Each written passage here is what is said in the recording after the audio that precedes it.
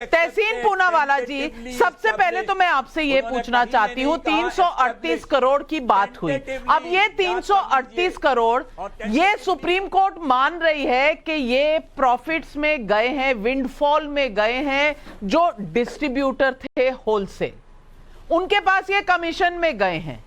और किसने ऐसी पॉलिसी बनाई कि उनका विंडफॉल हुआ? वो मनीष सिसोदिया ने बनाई। तो क्रिमिनल कॉन्स्पिरेसी लगभग एस्टैब्लिश हो गई कि नहीं हो गई, जिस तरह से सुप्रीम कोर्ट ने कहा है।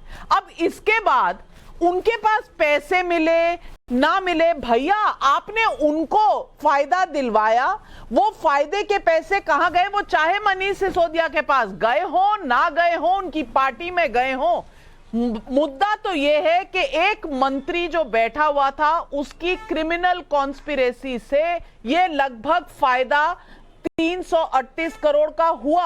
अब इस पर आप मुझे बताइए तहसीन पूनावाला जी, क्या सुप्रीम कोर्ट ने बेल की अर्जी रिजेक्ट करने के बावजूद भी कोई कहीं पर रह गई है गुंजाइश ये कहने की कि आम आदमी पार्टी अभी भी बहुत ईमानदार है, मनीष सिसोदिया ईमानदार हैं, कहीं है गुंजाइश?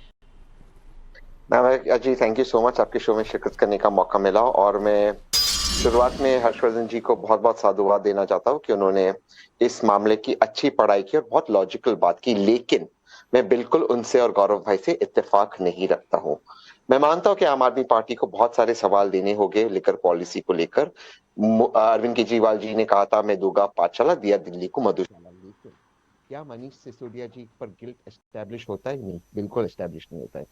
दिक्कत क्या है नाविका जी की? ईडी के प्रोविजंस बहुत ज्यादा ड्रकोनियन है, इतने ड्रकोनियन है कि ट्विन कंडीशंस में आपको बेल मिलना लगभग असंभव है। इसीलिए ये हो जाता है कि you are guilty until proven innocent. जो हर्षवर्धन जी ने कहा कि आप इनोसेंट होते जब तक आप गिल्टी नहीं होते, ईडी उसको चेंज कर दिया है, आप गिल्टी होते जब तक आप इनोसेंट साबित नहीं होते। इसलिए चार्जशीट फाइल होना और चार्जशीट फाइल होने के बाद भी ईडी को सिर्फ यही कहना है कि हमें कुछ सबूत मिला, कुछ लीड मिला और टेंटेटिव लगता है। टेंटेटिव शब्द बहुत जरूरी है कि कुछ गलत हुआ है, और जब तक टेंटेटिव शब्द पे आपको बेल नहीं मिलेगा, क्योंकि बेल के लिए कोर्ट को ये पूरी तरह से एस्टैब्लिश करना चाहिए कि आप इनोसेंट हो, ना कि आप टेंटेटिवली गिल्टी हो। अब इसमें दूसरी दिक्कत क्या थी? बेल की हियरिंग में आप फैक्ट्स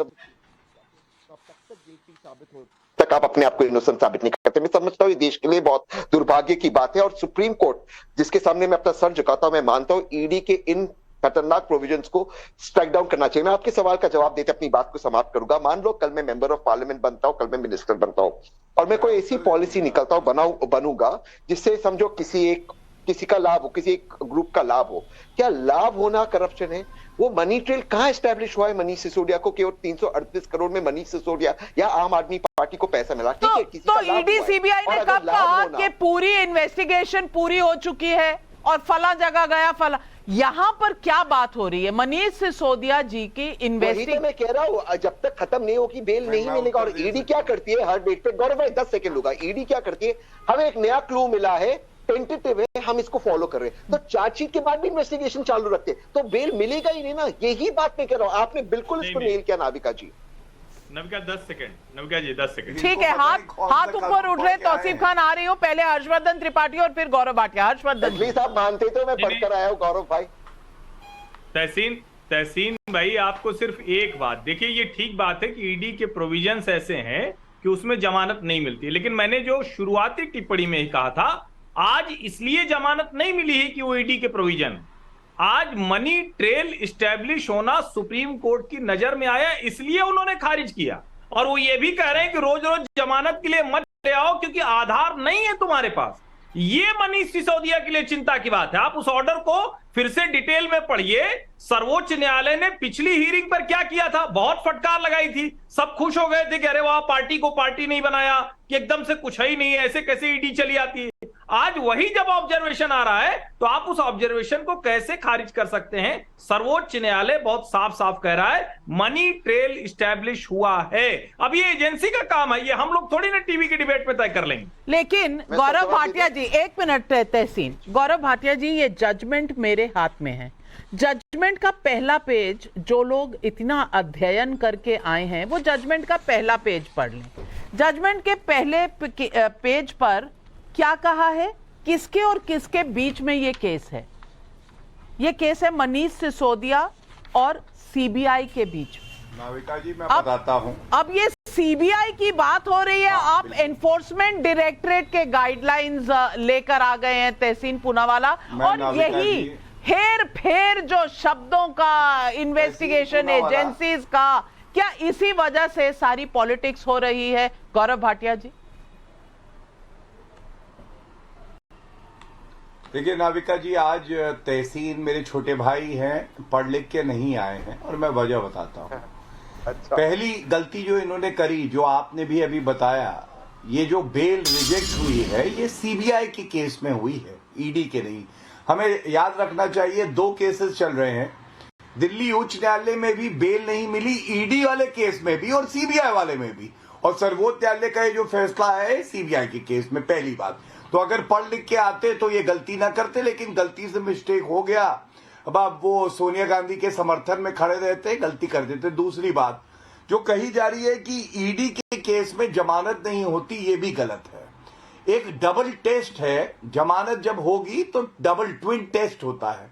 ये सर्वोच्च न्यायालय ने बताया है, क्योंकि मनी लॉन्ड्रिंग एक्ट कहता है, और अगर आप उसको सेटिस्फाई करते हैं तो आपको जमानत उसमें भी मिल जाती है।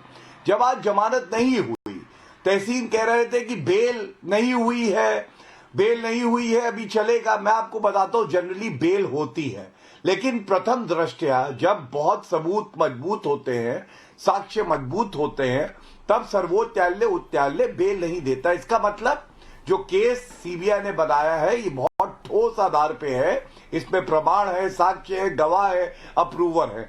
तीसरी बड़ी बात, ये 14 दल गए थे सर्वोच्च न्यायालय, याद करिएगा, इन्होंने यही बात कही थी ईडी सीबीआई का दुरुपयोग हो रहा है। सर्वोच्च न्यायालय ने वो 14 राजनीतिक दलों की याचिका को खारिज किया। पार्था चैटर्जी को बेल नहीं मिली, सोनिया गांधी राहुल गांधी का मामला खत्म नहीं हुआ नेशनल हेराल्ड का। और मैं इतना कहूंगा, क्या राजनीतिक द्वेष के आरोप पर सर्वोच्च न्यायालय या उच्च न्यायालय मामला रद्द कर सकता है? उत्तर है हाँ, कर सकता है। मनीष सिसोदिया की इतनी हिम्मत नहीं पड़ी कि वो मामला रद्द कराए। एक बार सुप्रीम कोर्ट गए थे, वहां पे सुप्रीम कोर्ट ने उनकी याचिका रद्द कर दी थी। ये भी एक तथ्य है। ये तथ्य इसलिए दिए, सबसे बड़ा भ्रष्टाचारी कोई है, अरविंद केजरीवाल है। आज वो बाहर नहीं निकल के आएगा, वो ये नहीं बताएगा कि सर्वोच्च न्यायालय में उसकी आस्था है या नहीं। बिल्कुल। और मैं तौसीफ खान भाई आपसे भी पूछना, मैं तहसीन आ रही हूँ, तहसीन आ रही हूँ, तौसीफ खान साहब बोले नहीं है, तो तौसीफ खान साहब